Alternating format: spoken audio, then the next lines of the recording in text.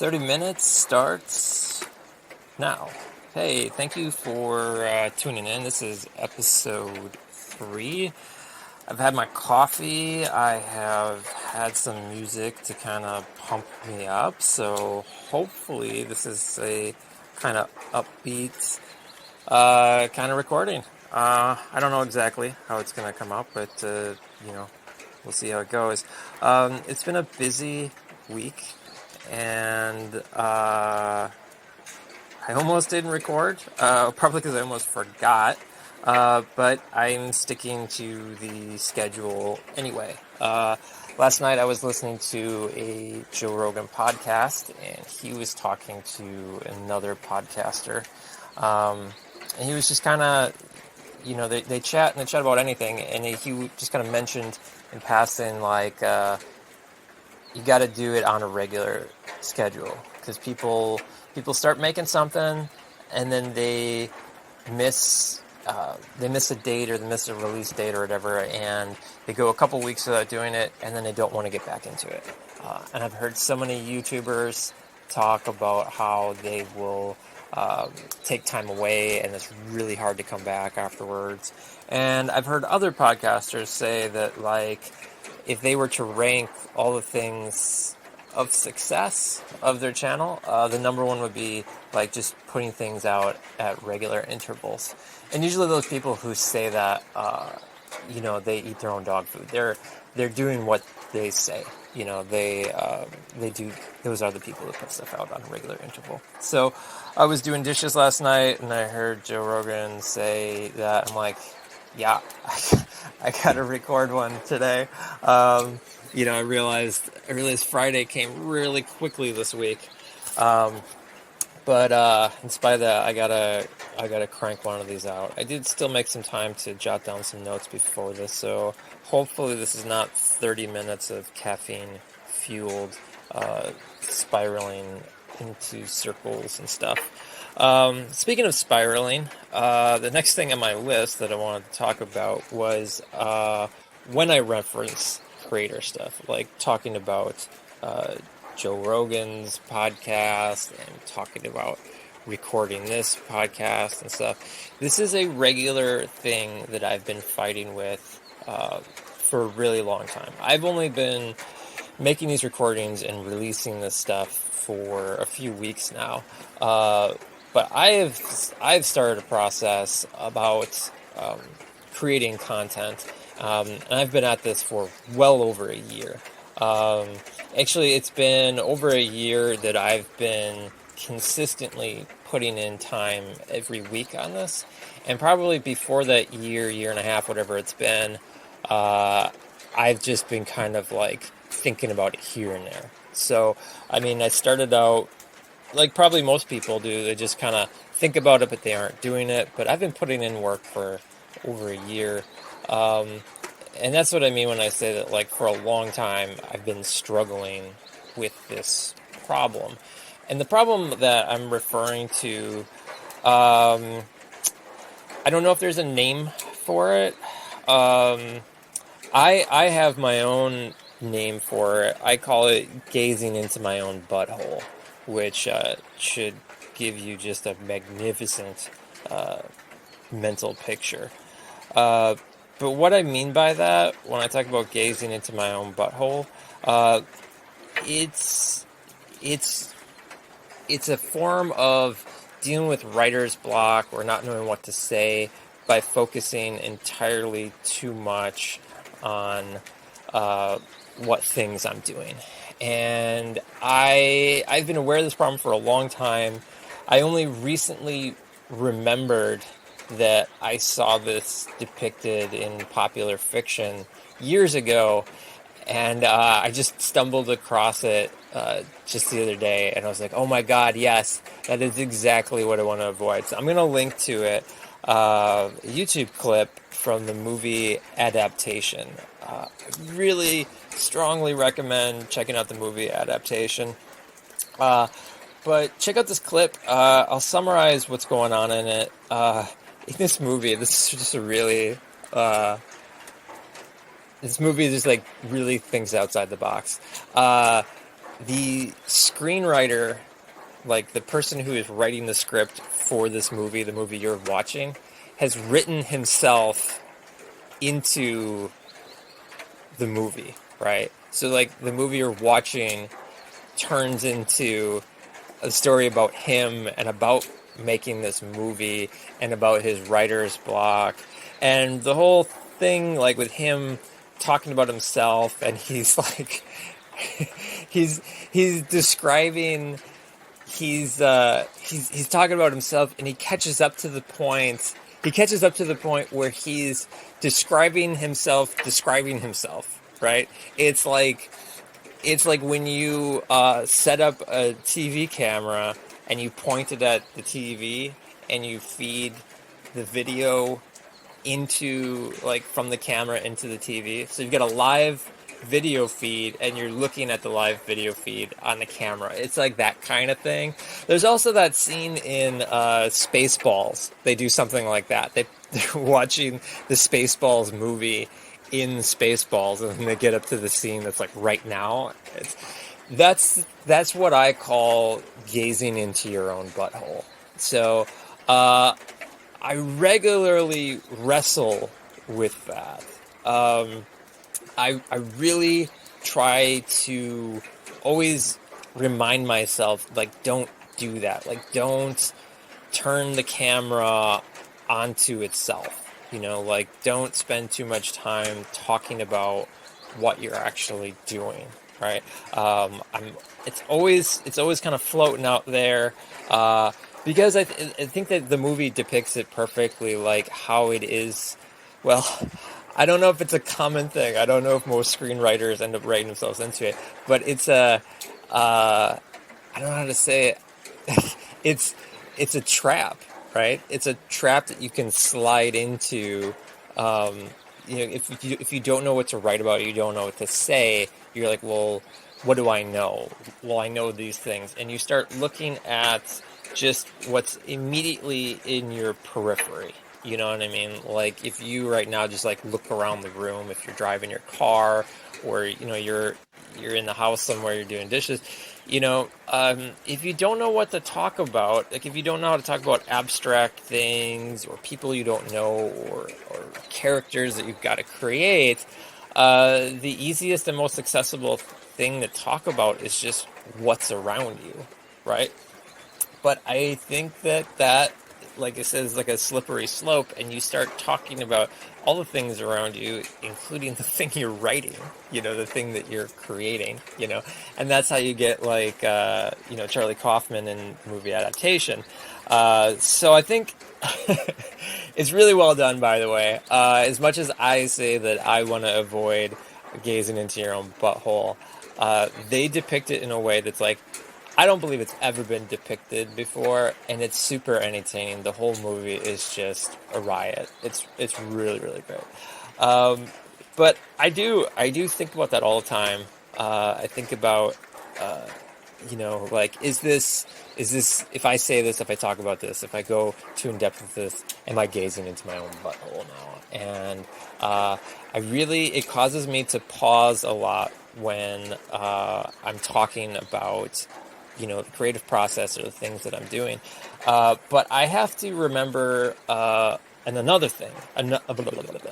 I have to remember yet another thing, right? I have to remember not to gaze in my own butthole, but I also have to remember that do not read the comments was always intended to be kind of a behind-the-scenes thing, right? These episodes that you're listening to right now do not need to be listened to in sequence. Like, this isn't like a drama or something, right? Where, you need to watch the whole thing in series. However, that being said, it's not exactly like a sitcom either, right? Like, I do build a little bit on things I mentioned in the past.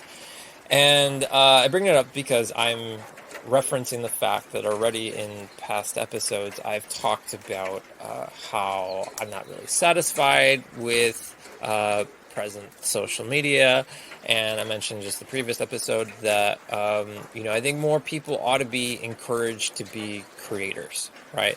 Like, instead of instead of everyone just being encouraged to like something and subscribe to something, and these like passive consuming ways of interacting, the internet offers so much more. There's so much more available. It's not like old media where you had to have so much money and so much resources and talent, and it's not like making a Hollywood movie. Like, you can make content on the internet, content that other people produce, and you can do it with whatever you've got laying around. That's what I'm doing right now. I'm literally talking into my phone and editing these things on my Chromebook, which, by the way, is a really low power computer. It's like my laptop's as powerful as my phone is, basically. So I'm doing this to show that, like, you can do this on zero budget with shitty gear, basically. And I knew going into this that Do Not Read the Comments was going to be about my journey into being a creator and trying to stir up some sense of community of other creators who also want to talk about their experiences as creators and who want to network with each other, share experiences, share tools, share tips. That's always been at the heart of Do Not Read the Comments, is about being a creator and about reaching out with it, right? Like, it's never, as much as the name might at first glance it might imply that this is about me and not about you. Do not read the comments. It's not what it means. It just means the comments section being a really poor way to express yourself. Like, step up out of the comments section and create something. Don't be a YouTube commenter, be a YouTube creator, or pick another platform. It doesn't have to be YouTube. Anyway, so I have to remember that too. So I need to remember to balance, right? Because I can't, I can't be so afraid of gazing into my own butthole that I never talk about creative things or creative process, because that is what this is intended for. And should I need any additional encouragement, I only need to look at examples like the Joe Rogan podcast that I talked about, because they spent a bunch of time talking about being a podcaster and all different sorts of things related to either being a creator or being on these social media platforms. And in fact, a lot of Joe Rogan podcasts talk about that. There's been two other ones that I've listened to lately. One in particular I mentioned on the Do Not Read the Comments Facebook page.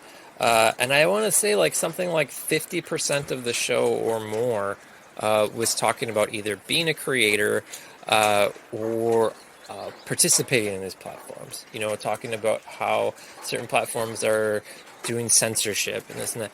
And these are all creator issues, even if they're not talking about today's podcast, let me tell you about how I made today's podcast. Even if they're not getting that far down their own buttholes, they're talking about being creators, right? They're kind of like, they're on the precipice of the butthole, so to speak, right? Because they are very actively acknowledging that they are creators, right? And I think it's pretty easy to find that a lot of times. The whole challenge then is just making sure that doesn't get stale, doesn't get boring, and doesn't dominate. Like, they have to be able to talk about other things. And I think that when I see those examples, they usually do that, right? They manage to balance it out and don't let it encompass the entire conversation. And that's my goal as well, is that it's always going to be a part of me. It's something that I'm working on actively. It's a big part of who I am and what I'm working on. But I need to just manage to balance it out and not let it become overwhelming. So I mentioned earlier, I was listening to Joe Rogan, and he was talking about putting stuff out on a schedule. And I said that, I was going to push myself to stick to the schedule, like Fridays, or last one was a Saturday, but give me a break. um, but yeah, I'm going to push myself to stick to the schedule because honestly, I haven't always felt like I wanted to. I haven't always been feeling real great. Um, it is easy, like he said, to just kind of want to take some time off and then you never come back to it. And I do feel like when you're not feeling the greatest, um, you should kind of push yourself to stick to some kind of schedule or structure or routine. I do think that while those things may not elevate your mood per se, I think that it may help you from sliding further or just kind of keep it from exacerbating stuff. It's kind of like if you get a wound, you try to wash it and wrap it up. And the wrap doesn't like heal your wound, but it's just trying to like keep it from getting worse, something like that. I don't know. But yeah, there's definitely been times lately where I haven't been feeling the greatest, and honestly, a lot of that has come from it's been over a year, and I've been unemployed, and I've been hunting for jobs, and it hasn't been going well. And I'm gonna have to, in a future episode, really kind of dig into what that means and why it wasn't going well, and et cetera, et cetera. But I can tell you that it wasn't going well, and it's a little bit different looking for jobs in Japan than looking for jobs in the U.S. Again, I want to dig into that in depth, but I could easily talk for more than 30 minutes about what that all means. But there has been some good news. In the past, there have been a lot of job applications that didn't get replies. In the United States, that's a common thing that you don't get replies. But out here, I'm told that everybody gets a reply, even if they're not getting hired, you get a reply. But I was just getting no replies. And this week, I sent out 2 applications, and I got replies for both of them the same day. It's the first 2 that replied to me ever, and it was this week. And I gotta tell you, that feels awesome. It felt awesome. It still feels awesome. And it might be a little bit why I'm upbeat today, or it might just be the caffeine, who knows. But I felt really good. I felt really good getting those responses. And one of them wants to talk to me about setting up a job interview. The other one, they want more paperwork that I got to do today. I got to sit down and teach myself how to do Japanese resume. Maybe Japanese job hunting could become a channel all in its own. I really think there's a potential there, but we'll see how it goes. But yeah, that's what the rest of my day looks like. Working on these job applications, and I feel like the timing is right to talk about this because prior to this week when I got some good news, I was listening to a podcast. I know, can you believe it? I was listening to a podcast. I'm shocked too. But they're talking to someone, and no surprise, someone starts talking about success, right? And this is not unusual because it's always the people who want to talk about success who are successful people or have had some success, and B, it's their job or part of their job as consultants or public figures to go on these kinds of shows and talk to people. They're in the public eye, right? And this is what they do. Like this is a concept as old as time itself. That there's somebody who's like, I'm going to teach you how to be successful, and I'm going to give you the tools that you need, and this and that, and it's all these fucking platitudes, and I'm looking for the words right now other than bullshit, right? Because that's what it is. That's what it is. I'm sorry if you have your own, your favorite person, like your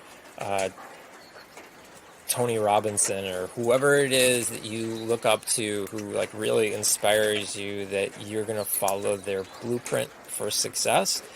But I gotta be honest, I don't believe that there is such a thing. And I only feel confident in saying this now that I've had some success.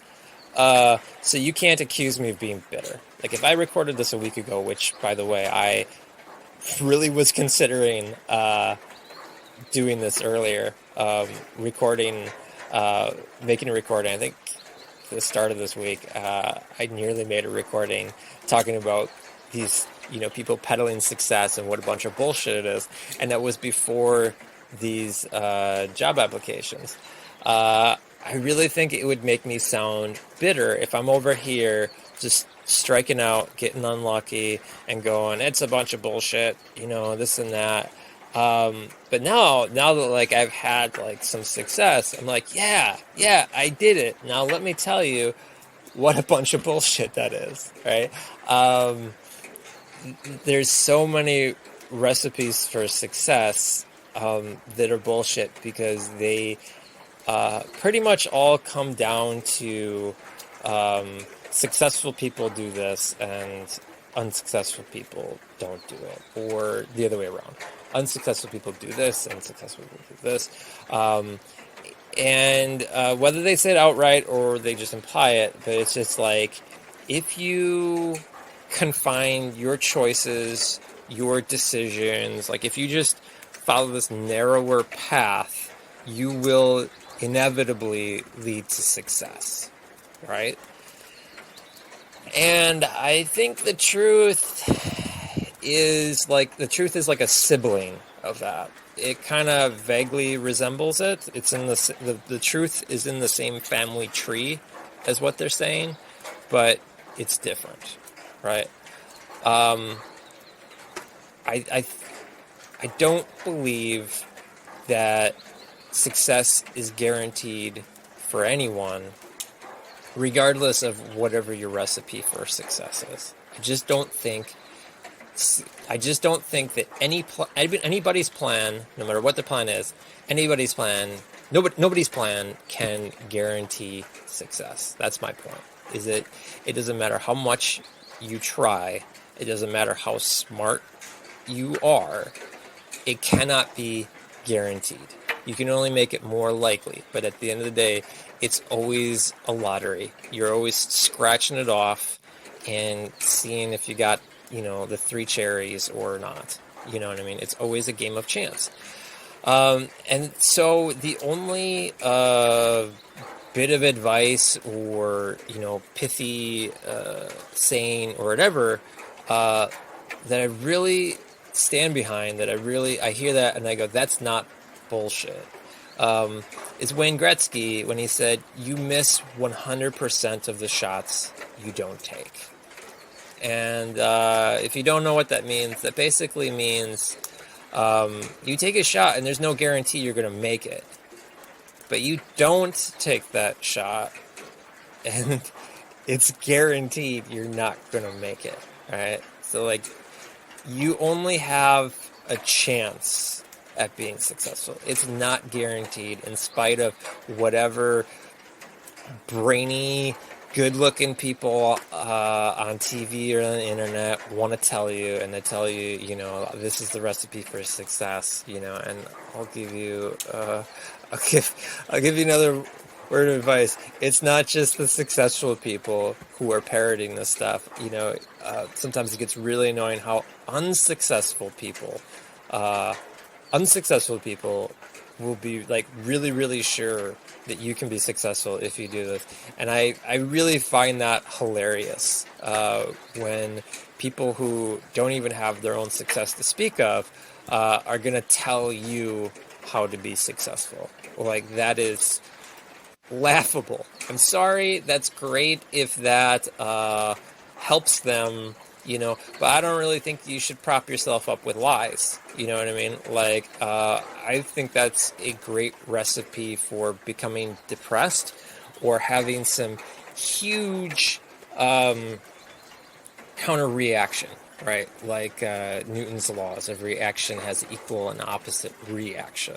And if you're doing a bunch of stuff because you are sure of yourself, because this has to work, because this is guaranteed, because this like this must happen, when the day comes when it doesn't happen, or you lose faith in your own plans, your own blueprints, it is not just going to be a failure, it is going to be a catastrophic failure, because you've been building it up for so long, right? That you've been investing so much into it. You know what I mean? It's like the fictitious guy who goes to Vegas, and he doesn't just walk in the door with like some spending money for gambling.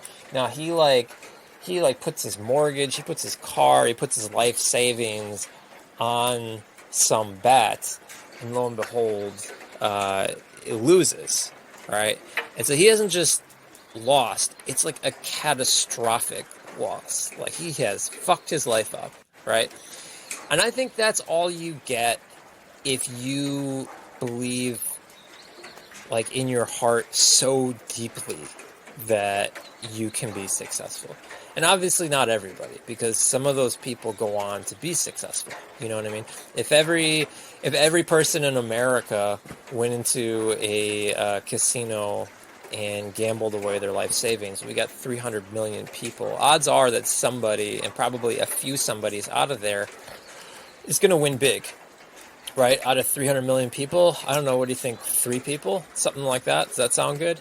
3 people are going to bet their entire life savings, win big, and they're going to tell everybody else, like, stop being a pussy.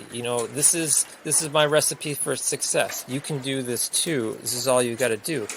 You've got 300 million people minus 1 who are all like on Skid Row now because they put their everything into it. Now, I don't want to say, like, don't try things. What I want to say is that, like, people talk about success, they talk about it with a certainty. And you've got successful people who talk about it with a certainty, and you got unsuccessful people who talk about it with a certainty, right? And those unsuccessful people, that's what's giving them hope. That's, like, what they have invested their being into, because they're like, I cannot stand another day of being unsuccessful. I can't stand this.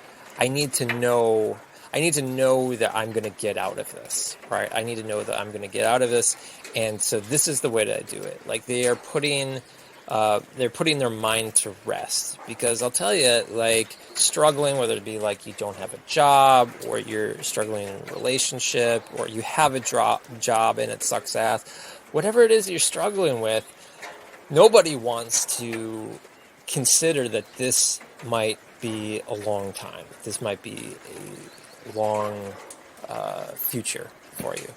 But I also think that accepting that possibility, I think that is how you avoid a catastrophic failure, right? Because if you don't accept that there's chances all the time, that the thing you believe in only has a chance of success, I think you can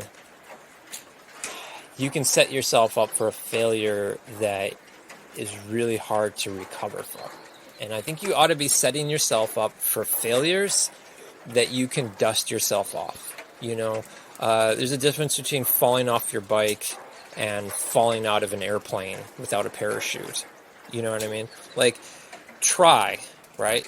Do things, try, because you won't have success if you don't try.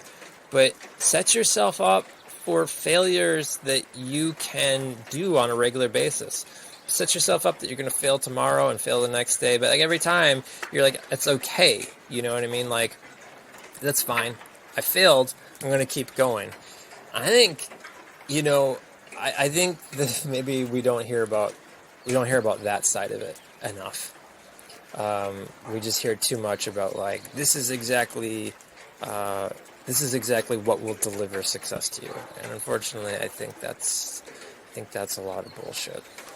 So, well, if I talk about this much more, I'm going to become one of those bullshitters that I hate so much. So I'm going to bring this to a close. I'm going to try to do these once a week. And in spite of the name, do not read the comments. I do appreciate any feedback that you have for me. I hope you enjoy your weekend. That's going to be it for me. Thanks a lot, and bye-bye.